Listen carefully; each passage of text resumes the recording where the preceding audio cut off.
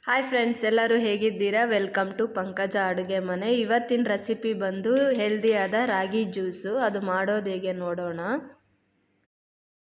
ನಾನಿಲ್ಲಿ 1 ಗ್ಲಾಸ್ ಅಷ್ಟು ರಾಗಿನ ನೆನೆಸಿಟ್ಟಿದ್ದೆ 2 ಅವರ್ಸು. ಈಗ ಇದನ್ನು ಮಿಕ್ಸಿಗೆ ಹಾಕ್ಕೊಳ್ಳೋಣ. ಒಂದು ಮಿಕ್ಸಿ ಜಾರ್ಗೆ ತಗೊಂಡಿರುವಂಥ ರಾಗಿನ ಆ್ಯಡ್ ಮಾಡ್ಕೊಳ್ಳೋಣ. ಈಗ ಅದಕ್ಕೇನೆ 1 ಕಪ್ಪು ಬೆಲ್ಲ, 1 ಕಪ್ಪು ತೆಂಗಿನ ತುರಿ,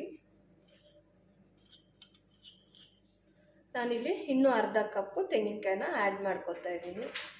1/4 ಟೀ ಸ್ಪೂನು ಏಲಕ್ಕಿ ಪೌಡ್ರು. ಈಗ ಇದಿಷ್ಟನ್ನು ಕಡ್ಕೊಂಡು ಬರೋಣ. ಫ್ರೆಂಡ್ಸ್, ಈ ಥರ ಕಡ್ದಿದ್ದಾದ್ಮೇಲೆ ಈ ಥರ ನೀಟಾಗಿ ಸೋಸ್ಕೊಳ್ಳಿ. ಕಡಿಯುವಾಗ ಸ್ವಲ್ಪ ಸ್ವಲ್ಪ ನೀರು ಹಾಕಿ ನೀಟಾಗಿ ಕಡ್ಕೊಳ್ಳಿ. ಈಗ ಇದನ್ನು ಕೈಯಲ್ಲೇ ನೀಟಾಗಿ ಇಂಟ್ಕೊಳ್ಳೋಣ.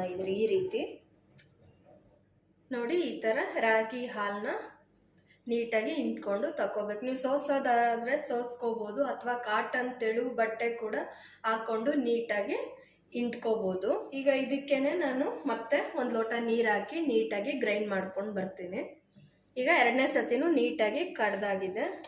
ಮತ್ತೆ ಇದನ್ನು ಅದೇ ಜಾಲ್ರಾಗೆ ಹಾಕ್ಕೊಂಡು ನೀಟಾಗಿ ಹಾಲನ್ನ ತಕ್ಕೊಳ್ಳೋಣ.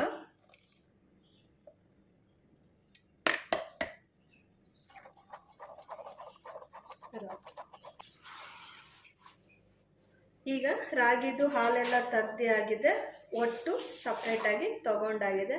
ಈಗ ಇದೇನಕ್ಕೂ ಯೂಸ್ ಇಲ್ಲ, ಸೊ ಇದನ್ನು ಸೈಡ್ಗೆ ಇಡ್ತೀನಿ.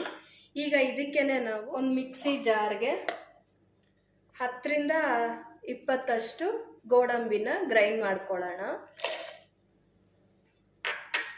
ಈಗ ಇದನ್ನು ಸ್ವಲ್ಪ 1/4 ಲೋಟ ನೀರು ಹಾಕಿ ಗ್ರೈಂಡ್ ಮಾಡ್ಕೊಂಡು ಬರೋಣ. ಕಡ್ದಿರುವಂತಹ ಗೋಡಂಬಿನ ಆ್ಯಡ್ ಮಾಡ್ಕೊಳ್ಳೋಣ. ತುಂಬ ನೈಸಾಗಿ ಕಡಿಬೇಕಂತಿಲ್ಲ. ನಾನಿಲ್ಲಿ ಒಂದು 10 ರಿಂದ 15 ಐಸ್ ಕ್ಯೂಬ್ ತೊಗೊಂಡಿದ್ದೀನಿ. ನೀವು ಬೇಕಾದರೆ ಫ್ರಿಜ್ಜಲ್ಲಿ ಇಟ್ಟು ಸಹ ಸರ್ವ್ ಮಾಡ್ಕೊಬೋದು. ಸೊ ಈಗ ನಾನು ಐಸ್ ಕ್ಯೂಬ್ನ ಆ್ಯಡ್ ಮಾಡ್ಕೊತಾ ಇದ್ದೀನಿ. ಈಗ ಇದನ್ನು ನೀಟಾಗಿ ಮಿಕ್ಸ್ ಮಾಡಿಬಿಟ್ಟು ಸರ್ವ್ ಮಾಡ್ಕೊಳ್ಳೋಣ. ಈಗ ಹೆಲ್ದಿಯಾದ ರಾಗಿ ಜ್ಯೂಸು ರೆಡಿಯಾಗಿದೆ. ನೀವು ಮನೇಲಿ ಮಾಡಿ ನೋಡಿ ಹೇಗಿದೆ ಅಂತ ಕಮೆಂಟ್ಸ್ ಮಾಡಿ friends. Thank you for watching the video.